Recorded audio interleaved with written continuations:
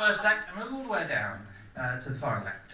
In this section we have Alan Wolfson doing a, what's it called? As a poet. Featured poet is the word I was struggling for. I think poet's a bit of a stretch, but never mind.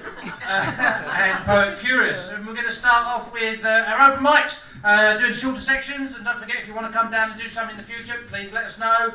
And we're going to start with our first one. So please go wild and crazy and welcome the Poisonous Pixies! Yeah!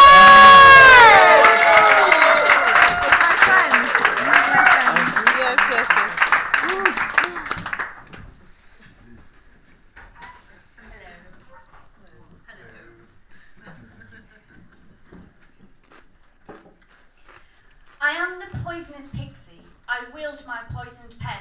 I rant and rave and contemplate and dish the dirt on some men. It brings me so much joy to vent and find expression in rhyming words and symbolism as I learn my daily lessons.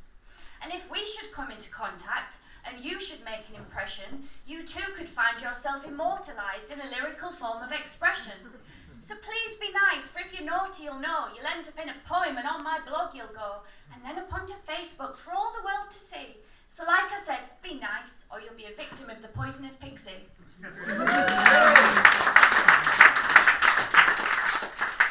This one's called Unzipped. Which bright spark insisted that a dress should have its zip, running from back to spine, down towards the hip? Do they assume all women and transvestites of this world would have a 24/7 partner or professional contortionist skills? Or that we could simply sprout a pair of extra long arms, like Inspector Gadget, that extend beyond the norm? You need to be an octopus to zip yourself up alone, with a PhD in yoga like a coil cord of an old phone. The times I've almost slipped a disc, trying to get it to fasten, upside down, reaching for my butt, bending over backwards, twisting, toiling, turning, to no bloody avail, and still I can't yank the thing up much higher than my tail, without really starting to wobble and almost hitting the deck, cursing out loud, wrestling hard, and profusely working up a sweat. It's really such a ball ache, and to admit this I am loath, but frequently I leave the house indecently exposed.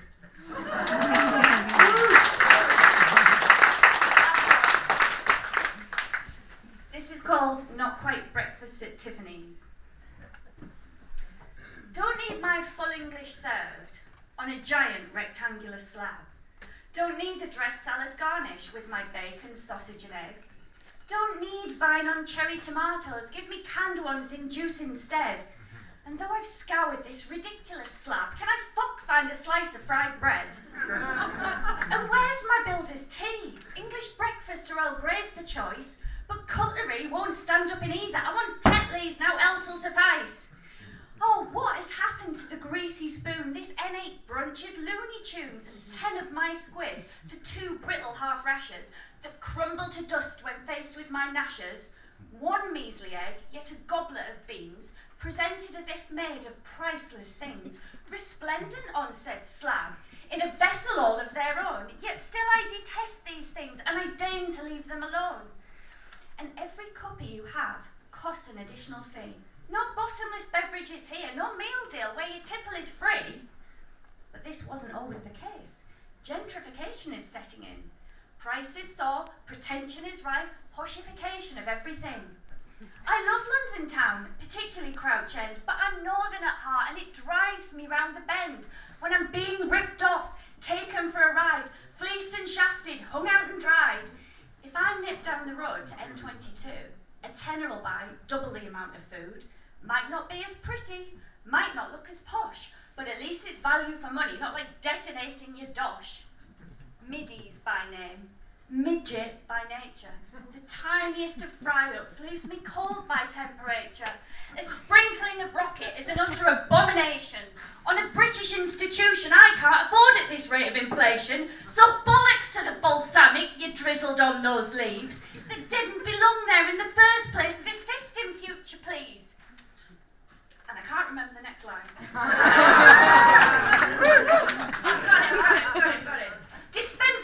vegetation, the slab that should be a plate, and reinstate the greasy spoon in my beautiful N8.